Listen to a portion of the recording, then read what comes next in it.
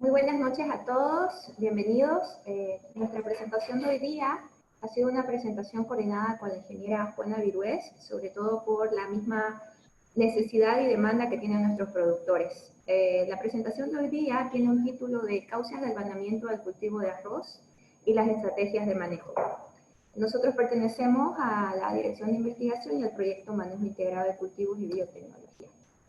Para empezar, quisiera enfocarlos todos dentro de lo que significa el concepto de manejo integrado de cultivos y por qué es tan importante frente a lo que son nuestras estrategias que nuestros productores deben llevar a cabo ahora, sobre todo frente a lo que es el cambio climático, a la aparición de plagas secundarias convertidas en primaria y por qué es tan importante. Entonces, primero que nada, un manejo integrado de cultivos es un sistema multidisciplinario que utiliza técnicas, aplica estas técnicas, busca recursos y métodos que puedan estar disponibles y que sean amigables con el medio ambiente. ¿Por qué? Porque nosotros buscamos una agricultura sostenible, pero al mismo tiempo buscamos para nuestro productor que pueda reducir o mantener las poblaciones de las plagas por debajo de lo que significa el nivel de daño económico, ¿no? Y actualmente también buscamos que esta agricultura sea resiliente frente al cambio climático. Entonces, ¿cómo es que nosotros logramos trabajar con un manejo integrado dentro de todos sus componentes y cómo esos componentes pueden responder a mejorar nuestra productividad, mejorar la calidad de ese producto, pero al mismo tiempo ser amigables con el medio ambiente? Entonces, cuando nosotros hablamos del vanamiento en el cultivo de arroz, podemos tener diferentes factores que causan ese vanamiento. Primeramente, podemos tener factores ambientales, como por ejemplo, temperaturas altas o bajas, una radiación solar baja o alta nubosidad, o fuertes vientos. Luego tenemos factores biológicos, que pueden ser dados por acción de microorganismos, como hongos, virus y bacterias, acción de insectos que pueden ser barrenadores, o ácaros, por ejemplo, o también acción de roedores, aves, etcétera, que nos cause ese daño. Y por último, factores de manejo, que significaría no utilizar una buena fertilización o una buena nutrición en nuestro cultivo, no hacer un buen manejo del agua, tener una sequía amplia, inundaciones también. Recordemos que por el cambio climático, las temporadas de sequía se han extendido y las inundaciones también. Y también la fitotoxicidad de plaguicidas. Entonces, el vanamiento que nosotros podemos observar no es solamente causada por microorganismos, sino que por una interacción de factores que pueden inhibir o pueden impedir el crecimiento de lo que significa el desarrollo de nuestra panoja. Pero nosotros nos vamos a enfocar a los factores biológicos, sobre todo por la acción de los microorganismos. Por la acción de microorganismos nosotros podemos tener acción de hongos, como por ejemplo Rhizoctonia, Geomanomyces, Creamines, Rhizosporium, Sarocladium, Pluricularia, Mystosporium, bacterias como Burkholderia glume, Burkholderia labioli, ácido bórax, Pseudomonas, insectos como por ejemplo Tibraca o Aleurocibotus, ¿ya? Entonces, todos estos son microorganismos, por un lado, ya sean hongos, bacterias o virus, o también insectos, plaga, como lo que hemos nombrado. Entonces, estos están asociados a lo que es el vanamiento. ¿Por qué exponemos esto? Porque cuando nosotros hablamos de problemas reales frente a lo que significa nuestro desarrollo productivo, es que debemos traer esos problemas reales y presentárselo al productor. Recordemos que en el año 2016 tuvimos una afectación completa de lo que significa el cultivo de arroz, y en ese momento no teníamos ni las condiciones de diagnóstico para poder identificar el presuntivo agente causal que estaba dañando y estaba inhibiendo el crecimiento de la panoja o la formación del grano, o no sabíamos si era por condiciones o factores de estreses abióticos o bióticos, ¿no? Entonces, se trabajó mucho desde ese año. Obviamente, habían varias varios diagnósticos presuntivos, no de confirmación, para poder nosotros brindar soluciones al productor. Entonces, desde ese año, ustedes pueden ver aquí algunos síntomas que se observaban en campo, donde se tenía que ver si había algún vínculo o una relación entre las condiciones ambientales y los síntomas que estábamos observando para poder dar una confirmación presuntiva, pero luego también trabajar en laboratorio para poder dar un diagnóstico ya de confirmación.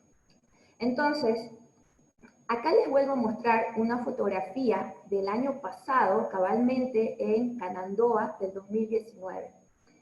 Y volvimos a observar la misma sintomatología que se observó en el 2016 en Santa Rosa del Sara, en Yapacaní. Y acá ustedes pueden observar lo que son manchones en este cultivo.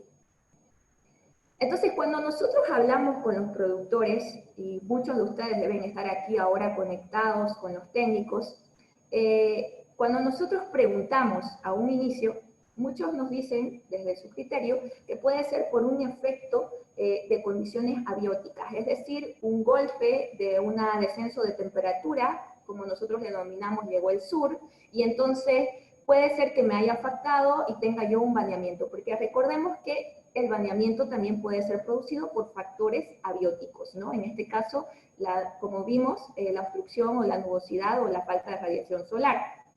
Pero he ahí el punto. Si fuera así, o fuera un estrés abiótico como tal, tendríamos que tener una sintomatología completamente uniforme. Es decir, no tendríamos que presentar una sintomatología dispersa, no tendríamos que presentar manchones solamente en ciertos sectores, para poder nosotros llegar a un diagnóstico de confirmación. Por eso es muy importante que se trabaje en relación con campo y laboratorio para llegar nosotros a una estrategia.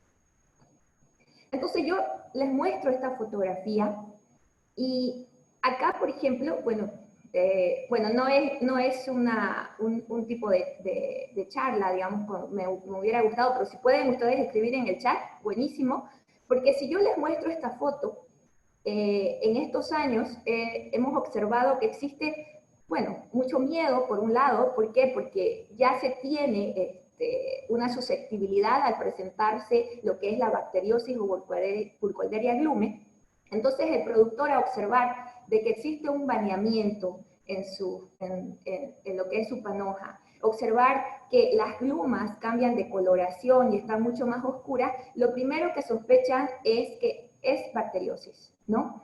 Entonces, por eso mismo es que hemos visto ideal esta conferencia para que nosotros mostremos el abanico de posibilidades que pueden darle esta sintomatología.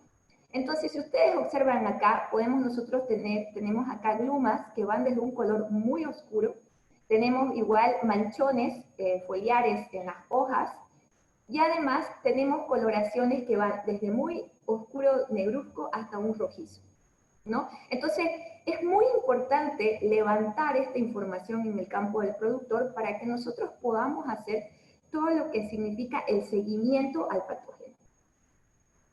Entonces, cuando ya nosotros hablamos de baneamiento, no solamente estamos hablando que existe el factor de Burkholderia glume, sino que estamos hablando de factores tanto abióticos como bióticos o diferentes estreses que pueden inhibir la formación del grano. Entre ellos, acá les voy a mostrar algunos microorganismos. Por ejemplo, Rhizoctonia, añulo de la vaina, donde ustedes pueden observar los síntomas típicos que podemos nosotros ver en campo. ¿Y qué es lo que nos causa? Nos causa muerte en las hojas inferiores, manchas en las vainas y una esterilidad en las panículas, lo que va a inhibir el crecimiento o la formación del grano. Aparentemente se puede ver una aceleración de la maduración, pero vamos a tener unas vainas completamente estériles. ¿Cuáles son las condiciones favorables para que se forme lo que es Rhizoctonia? Porque recuerden ustedes, cualquier patógeno o agente causal que se vaya a manifestar o vaya a tener una alta incidencia en su campo, debe ir acompañado de las condiciones ambientales ideales para provocar ese daño, ¿no? Entonces acá tenemos condiciones para el desarrollo de la enfermedad, como por ejemplo, temperaturas entre 30 a 32 grados centígrados, una humedad relativa mayor a 90 grados, mayor a 90%, exceso de fertilización, o si no, nada de fertilización también, un acollamiento abundante, altas densidades de siembra y una baja radiación solar. Todos estos factores provocan en que tengamos una alta incidencia de este hongo. Entonces, cuando ya nosotros, pueden ver ustedes acá, estas son sintomatologías en el tallo donde se pueden observar los manchones o como quemazones en lo que es el tallo de nuestro cultivo de arroz. ¿Y qué es la clave aquí? La clave aquí es el manejo del cultivo de arroz dentro de lo que significa la densidad de siembra, la fertilización del nitrógeno. Cabalmente ustedes estaban observando todas estas charlas que se ha dado en el CIAT, todas vienen relacionadas para que el productor pueda tener las herramientas para mejorar la productividad. Entonces tenemos la lámina de agua, que sea la ideal, utilizar semilla certificada, una fertilización de potasio que ayude a disminuir la incidencia de la enfermedad, prácticas de manejo como, por ejemplo, reducir el inóculo o la estructura del hongo en el suelo. Actualmente se están buscando alternativas biológicas como el uso, por ejemplo, de tricoderma para poder hacer un control biológico y que actúe directamente a este hongo, ¿no? Después tenemos otro hongo que es el Gaumanomyces graminis.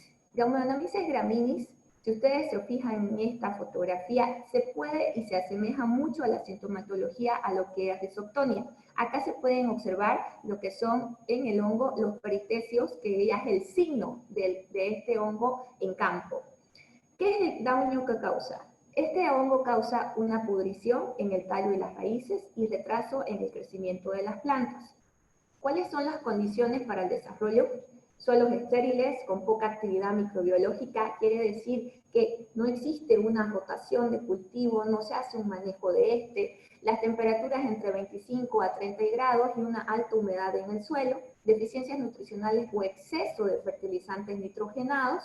Por eso es tanta la importancia, que lo decía el ingeniero Ruiz el otro día en la exposición, y situaciones de estrés en las plantas por una sobreutilización de plaguicidas. Entonces, no existe una estrategia o un manejo. Al ver yo una sintomatología, aplico y voy aplicando sin respetar lo que significa el tiempo de carencia, por un lado, sin respetar lo que significa el uso de una molécula para poder nosotros ir directamente a atacar a lo que yo quiero en lo que significa un agente causal, y lo que hago es disminuir la fisiología y disminuir lo que es la vigorosidad de mi planta en el campo.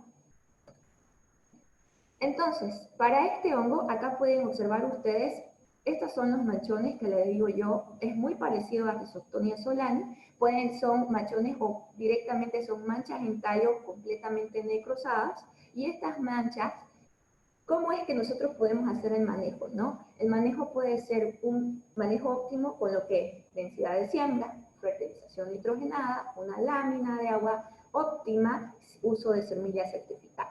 Una buena preparación del terreno para descomposición de los residuos, por un lado, porque bueno, son hongos que están en suelo, y prácticas de manejo como rotación de cultivo. Otras alternativas, como les decía, tricoderma.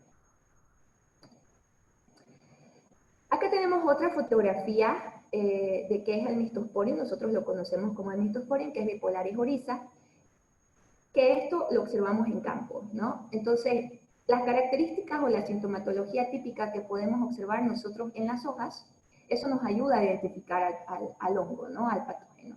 En este caso, si ustedes se fijan acá, ustedes con un diagnóstico presuntivo, con toda la experiencia de nuestro productor y todo, él ya sabe que tiene la presencia del Mystosporium, ¿no? Y qué medidas debe seguir. Acá tenemos ya lo que significa la mancha mucho más cerca. ¿Por qué? Porque tenemos manchas foliares diferentes según la especie, ¿no? Para el Mystosporium tenemos, que es Bipolaris oryza, tenemos una mancha foliar. Para Pericularia, que es Magnaporte oryza, Patotipo oryza, tenemos otra mancha foliar. Entonces, para también mancha estrecha, entonces, cada Cercospora tenemos otros tipos de manchas foliares, ¿no? Entonces, ¿Qué nos causa lo que es el Mythosporium? El Mythosporium nos causa la reducción foliar, el peso y el número de granos y las muertes en las plantas. ¿Cuáles son las condiciones para el desarrollo de esta enfermedad?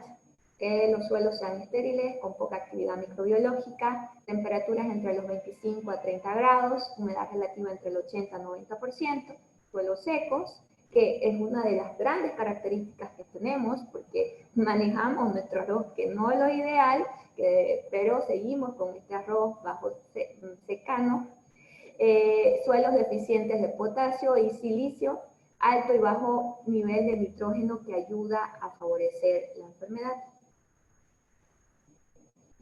Entonces, ¿qué podemos hacer frente a lo que es el Mythosporium? El manejo y control. Uso de variedades que sean tolerantes, uso de semillas certificadas, además de esto, rotación del cultivo, destrucción de residuos de cosecha, eliminación de plantas de hospedero, porque ese es uno de los grandes problemas que tenemos, una fertilización balanceada, un riego constante evitando periodos de estrés por falta de agua. Entonces, este manejo es muy importante porque de un tiempo ir a visitar a nuestros productores nos preocupa mucho lo que es el cultivo de arroz, porque no todos, ¿no? Pero en su mayoría, en las reuniones que hemos tenido con lo que es Burkholderia Glume, al arroz lo siguen tratando como una simple maleza, es decir, tiran la semilla y no le siguen haciendo un manejo completo, lo cual nos está ayudando a que exista una alta incidencia o inóculos para las próximas campañas de lo que son patógenos, en este caso lo que les estoy mostrando, o si no, que sean insectos también, o poblaciones de insectos que antes causaban daños secundarios, ahora se están convirtiendo en daños primarios, ¿no? Luego también tenemos a lo que es Pericularia, Magnaporta oryza, patotipo oryza. Entonces, para nosotros, y hablando con la ingeniera Juanita, que es nuestra experta en el cultivo de arroz, aunque Burkholderia glume, porque esa es la pregunta de un último paper, al final Burkholderia glume va a ser el principal patógeno ahora en el cultivo de arroz, esa es la pregunta. Aún así, y sin embargo, viendo todo lo que significa la productividad, el rendimiento, Pericularia sigue siendo la principal enfermedad del cultivo de arroz, ¿no? Entonces, Pericularia ataca a diversas gramíneas, se presenta en todo el estado fenológico del cultivo, generalmente da mayores prejuicios en lo que son áreas de secano, que son la mayoría que nosotros tenemos acá en nuestra producción de arroz. Existen varios factores para que se genere la susceptibilidad a este hongo, que puede ser el uso de variedades susceptibles, variaciones climáticas, prácticas culturales. Ataques, pues nosotros podemos observar tanto la sintomatología foliar, como también ataques en las panículas, a la emisión o en la floración, y eso nos causa mayor daño, ¿no? Y lo que aumenta en lo que significa la calidad, porque recordemos nosotros que la ingeniera Juanita nos decía que no solamente se trata de cosecharlo, sino que nosotros el arroz, al ser algo directamente consumido, tiene que también evaluarse lo que es esta calidad, el tipo de grano, entonces aumenta el porcentaje de granos quebradizo y eso disminuye la calidad de su propio cultivo. ¿Qué podemos hacer para lo que es este hongo?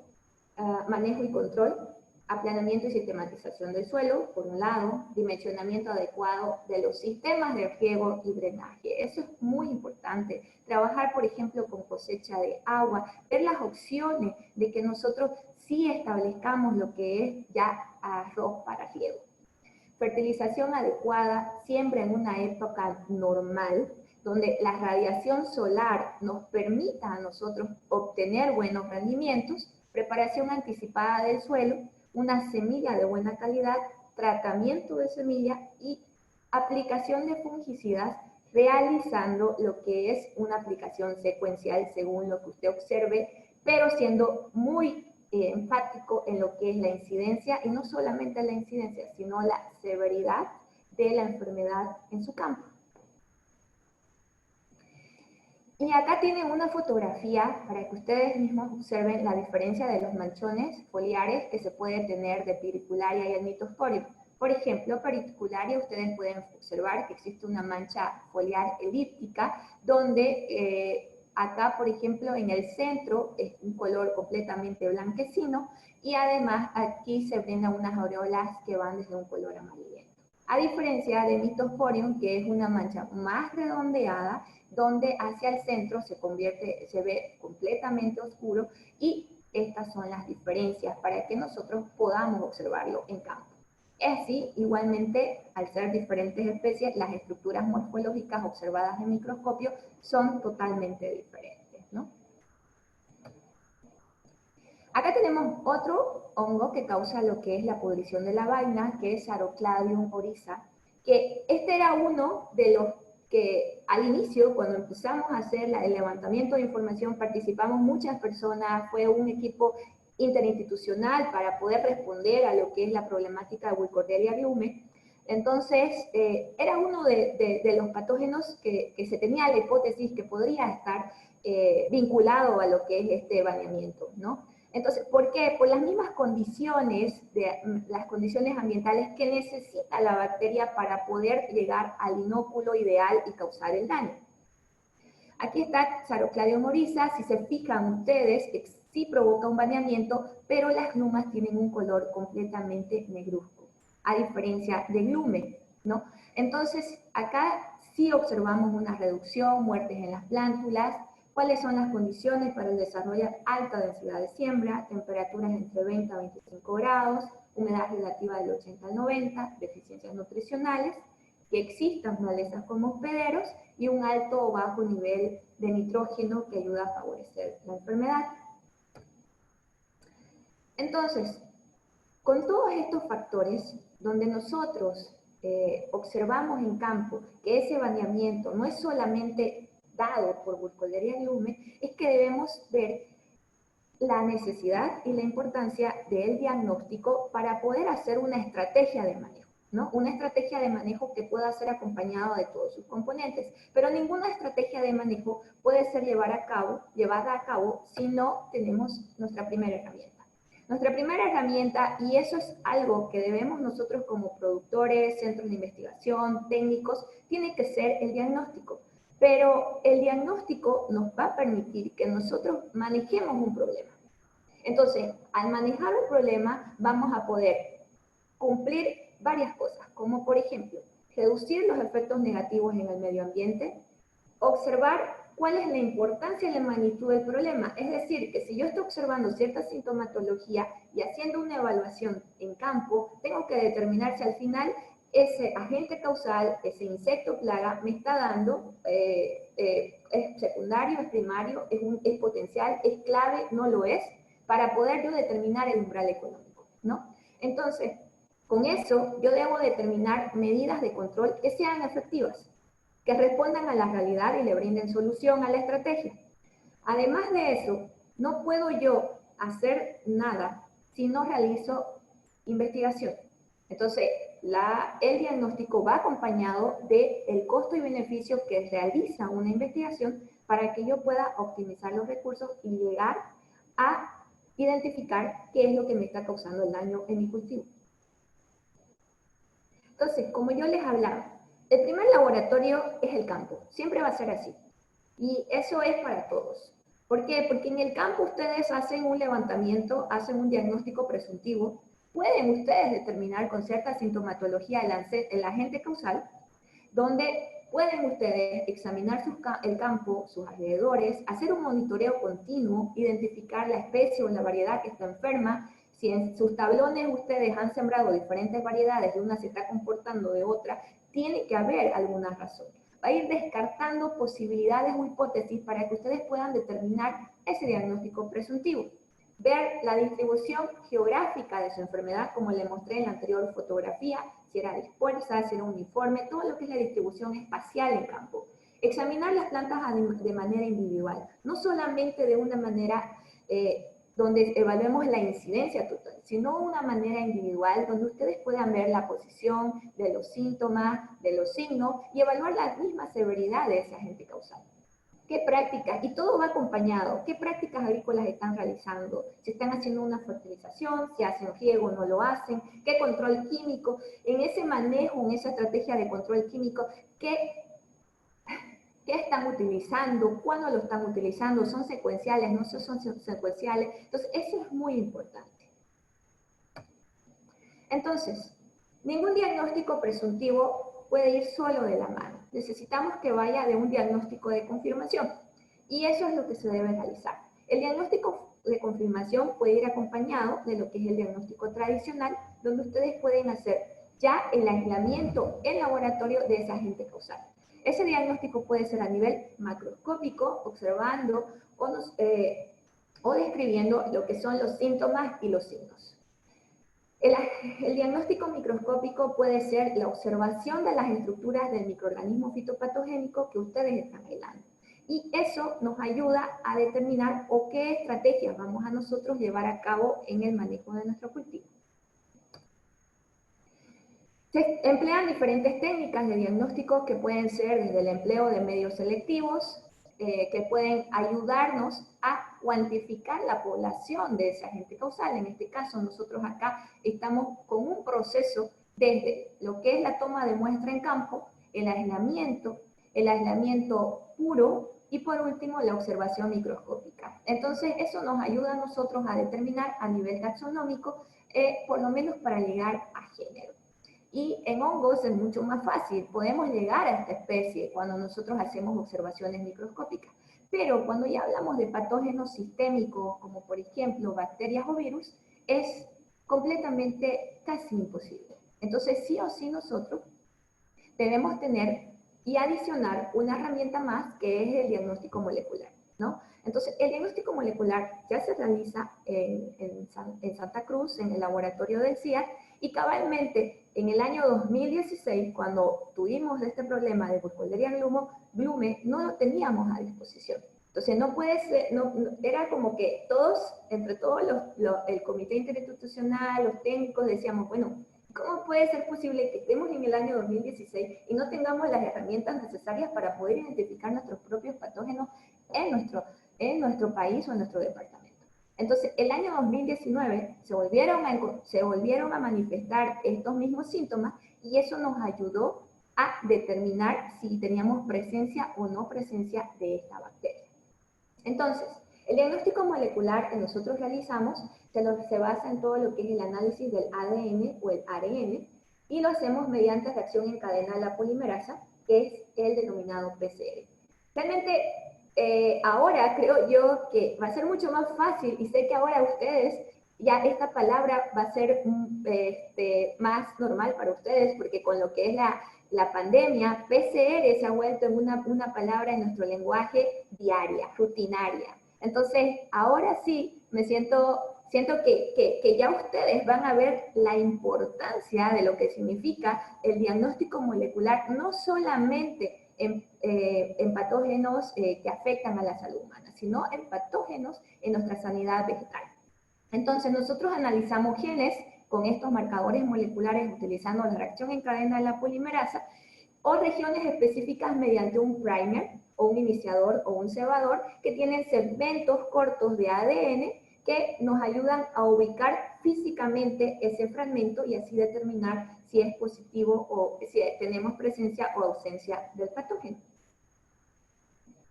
Entonces ahora le vamos a presentar un trabajo específico sobre Burkholderia glume. Burkholderia glume, en lo que son las condiciones o la sintomatología en campo, como ustedes pueden observar en esta fotografía, presenta características como panículas erectas, un variamiento o reducción en peso del grano, una decoloración de o sea, la decoloración no significa que la gluma está de color negro.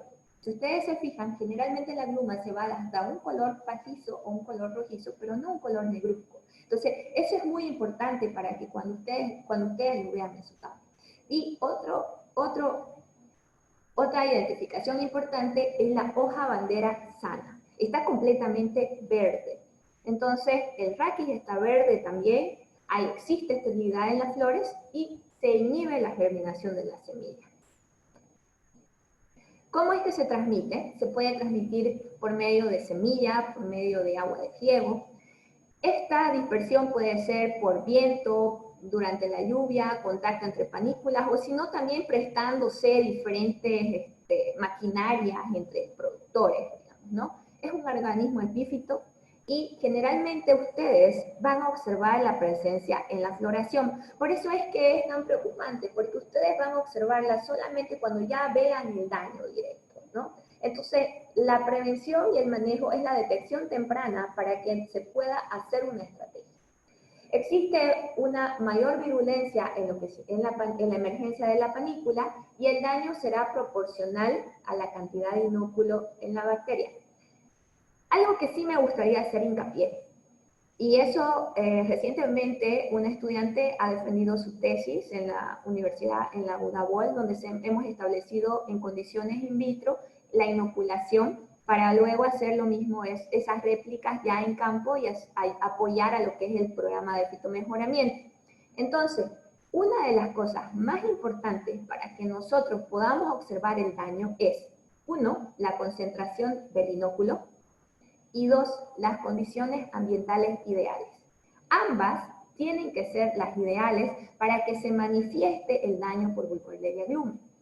¿Y cuáles son las condiciones ambientales ideales? Temperaturas entre 28 a 35 grados centígrados, una humedad relativa entre 70 y 80%, y es súper característico las temperaturas altas en la noche y esa alta humedad, que nos caracteriza aquí en nuestra zona tropical y subtropical.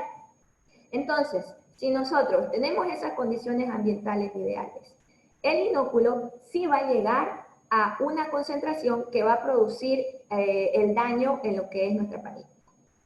Alta densidad de siembra, alta dosis de fertilización, precipitaciones fuertes, no manejar o no respetar la época de siembra, eso también nos causa un gran prejuicio. Acá ya pueden ustedes observar una fotografía o las características. Es una bacteria gram negativa, es aerobia, presenta colonias que son circulares y elevadas, márgenes lisos cremosos, y bueno, tiene un factor de virulencia que es la presencia de toxoplasmina, ¿no? Entonces, la coloración es blanquecina, ¿no? Transparente, translúcida, no es amarillenta. Pero la toxoplasmina ayuda a determinar lo que es la virulencia en las condiciones o en la concentración del inóculo. Entonces aquí, cuando ya hablamos de identificación molecular, yo les hablaba del primer o iniciador para poder identificar ese fragmento y decir si usted tiene o no tiene Burkholderia glummi. Entonces, nosotros hemos utilizado estas secuencias. Bueno, como ustedes saben, tenemos nosotros un idioma universal en nuestros genes, ¿no? En nuestro ADN, que está determinado por adenina, guanina, citosina, timina. Entonces, ese idioma universal está dentro de lo que son nuestros genes y eso nos ayuda a nosotros a poder identificar estos fragmentos. O sea, con esta secuencia yo voy a identificar físicamente ese fragmento. Esta está formada por dos primers que nos miden 529 pares de base. Lo hacemos por medio de la cadena de reacción de la polimerasa y amplificamos este fragmento de 529 pares de base y utilizamos de referencia a estos dos autores para estandarizar la técnica. La técnica de estandarización para llegar a una identificación ideal, que sea una identificación por lo menos entre un 96 a 99% confiable de que es Burkholderia glummi, pasa por diferentes procesos de evaluación. Primeramente, la colecta y la selección del material vegetal. Determinar cuánto sería o cuántas glumas deberíamos utilizar para que nosotros tengamos la cantidad necesaria de ADN que pueda ser amplificado. Estas glumas pasaron a ser pulverizadas. Este primer paso nos tomó varios meses para poder estandarizar el número de glumas, cómo debería ser la sintomatología, cómo podríamos determinarla, y estamos muy agradecidos con el FLAR porque por medio del doctor Gustavo Prado, él prácticamente fue la persona, porque bueno, hay muchas personas que están trabajando alrededor del mundo, nosotros no somos los primeros, entonces por eso es que es bueno trabajar en equipo y con equipos multidisciplinarios. Entonces él nos ayudó mucho a establecer estos protocolos, donde nosotros pulverizamos las glumas seleccionadas, establecimos lo que significa la extracción del ADN, es decir, rompimos las paredes celulares de estas lumas para nosotros poder liberar ese ADN. Y para poder estandarizar, obviamente un kit es mucho más caro que una extracción de ADN convencional. Igual se hicieron pruebas con diferentes protocolos de extracción y este mismo protocolo de extracción pasó por diferentes estandarizaciones para llegar a una buena calidad de ADN. Luego de eso tuvimos la preparación de las muestras para poder realizar la reacción en cadena de la polimerasa y igualmente estandarizamos lo que significa los 3 pasos principales que se realizan en un termociclador. Entonces, ¿cuáles son los 3 pasos principales? Los 3 pasos principales son la desnaturalización, es decir, todos sabemos que tenemos una doble hélice de ADN, que son 2 cadenas. Entonces, estas cadenas, una temperatura de 94 grados nos ayuda a separarlas. Una vez están separadas, nosotros utilizamos esas secuencias o esos primers. Estos primers se unen en la segunda parte, en este termociclador que se llaman annealing, y esto a una temperatura con 36 ciclos. Y por último, tenemos ahí temperaturas y estos 36 ciclos se van repitiendo, es decir, voy a tener separación, unión y extensión. Separación, unión y extensión. Para que ese fragmento de ADN o ese ADN sea multiplicado exponencialmente. Y por último, esto puede llegar a tomarnos, dependiendo de la estandarización, entre 2 a 3 horas en un equipo que se denomina termociclador. Esto también fue estandarizado en el laboratorio, porque obviamente en los papers teníamos nosotros temperaturas ideales o no, y eso también teníamos que estandarizado para llegar nosotros a una buena calidad de banda y ubicar el fragmento. Acá, por ejemplo, podemos ver, utilizamos electroforesis en gel con un gel al 1%, es un gel de agarosa, que es un polímero que nos ayuda a que ese fragmento de ADN pueda migrar de lo que significa nuestro ADN es negativo, entonces va de negativo a positivo por medio de electrodos con una fuente de poder para que estos fragmentos de ADN migren y nosotros podamos visualizarlo con CyberGreen, que sí o sí necesitamos teñir ese fragmento porque si no, no veríamos nada. Entonces, esto es lo que observamos en un transiluminador de UV y aquí podemos ver si tenemos presencia o ausencia de nuestros fragmentos y si tenemos o no tenemos Burkholderia glume en las muestras que ustedes nos envían o en las muestras que nosotros colectamos en campo. Y este es un resultado de un trabajo que se realizó, fueron 60 muestras colectadas completamente desde el año 2016 hasta el 2019, donde observamos la presencia de Burkholderia glume, no en todas las localidades que se decían que se tenía Burkholderia glume, pero sí tratamos de relacionar la sintomatología. Entonces, tenemos positivos para estos. Esto obviamente ha sido enviado con informe técnico al SENASAT para que ellos puedan, dentro de su competencia, ver qué es lo que se tiene que realizar. Pero para nosotros, las principales localidades donde hemos encontrado la presencia ha sido en Yapacaní y San Juan de Yapacaní. Esto para el 2016. Luego de esto, en el 2018, nos llegaron muestras de la provincia Marván del Beni. ¿Eso qué quiere decir? Y eso nos preocupó mucho, se alertó, se trabajó igual con el SENASAT del Beni. ¿Por qué? Porque en el 2016 teníamos confirmado en las regiones de Santa Cruz, pero luego ya, al ser una transmisión vía semilla, también una de las alternativas, llegamos a observar ya en Marván Beni. Y acá ustedes pueden observar un mapa de distribución donde en las localidades positivas hasta el año 2019 tenemos a Yapacaní, San Juan, San Pedro, Ascensión de Huarayos y hasta el año pasado se nos adiciona la provincia Marván del Beni. Entonces es muy importante siempre estar haciendo un levantamiento y monitoreo para que nosotros podamos determinar dónde está presente este patógeno y así ver qué estrategias se van a utilizar. Algo que fue asombroso y sí me gustaría compartir con ustedes es que en el año 2018 y 2019, en lo que significa Yapacaní y San Juan, sobre todo manejado por nuestros productores arroceros característicos, disminuyeron lo que es la presencia de Burkholderia. y qué estrategias de manejo siguieron.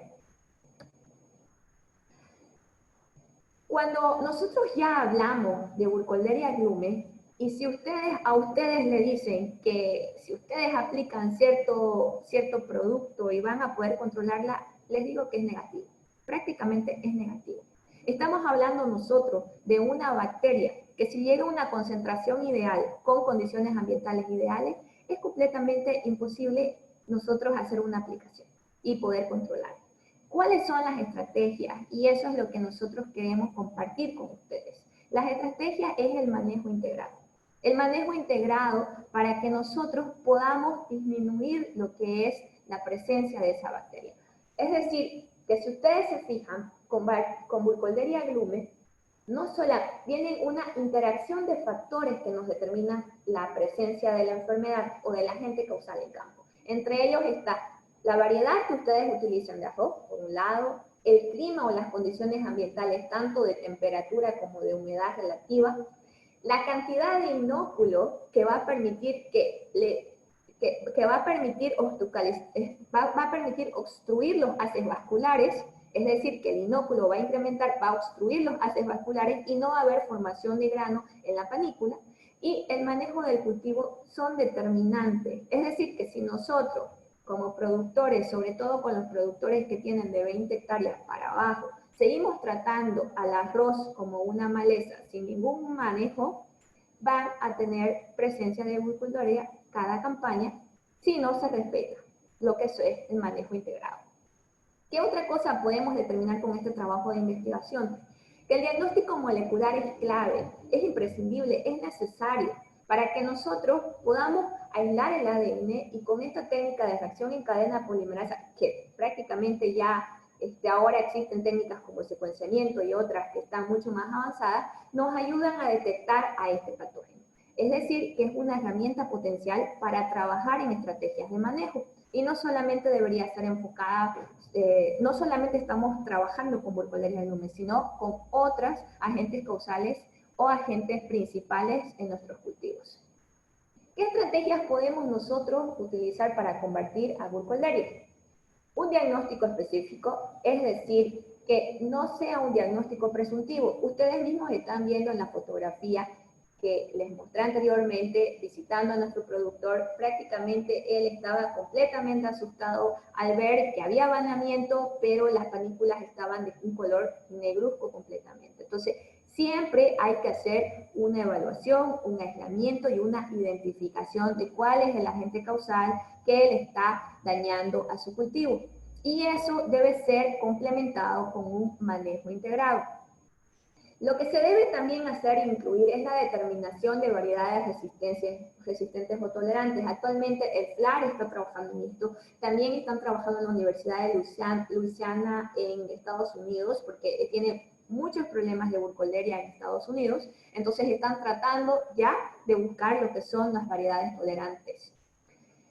Y un punto muy importante, que al hacer las preguntas a los productores en la zona de Yapacaní o de San Juan, que no han tenido presencia de la bacteria, por ejemplo, a comparación del año 2016 a los buenos productores, el manejo de las épocas de siembra. En las fotografías que yo les presenté al inicio, donde les mostré la dispersión, ese productor había sembrado en noviembre. Entonces, ¿qué podemos sacar de eso? En noviembre, ya lo decía la ingeniera Juanita y le han dicho las demás conferencias, la misma radiación solar no ayuda, tenemos hartos factores, entonces usted no va a tener solamente Burkholderia glume si las condiciones ambientales son las ideales. Va a tener una interacción de factores entre microorganismos, entre estreses abióticos que le van a determinar que prácticamente pierda su producción. No importa qué paquete de control químico compre, si usted no respeta el manejo integrado, la época de siembra ideal, si no lo hace, igual va a tener problemas. Entonces, para nosotros y para los productores, muchos de ellos, bacteriosis o la bacteriosis de la panícula, que el agente causal es Burkholderia glume, ha causado impacto, sobre todo en el año 2016. Aún así, como decíamos con la ingeniera, sigue siendo Pidicularia el patógeno principal de esta enfermedad. Y con esto les quisiera agradecer y si tienen alguna pregunta la pueden realizar. Le agradecemos de parte de todo nuestro equipo de trabajo porque esto es un trabajo en equipo para poder responder a nuestro producto.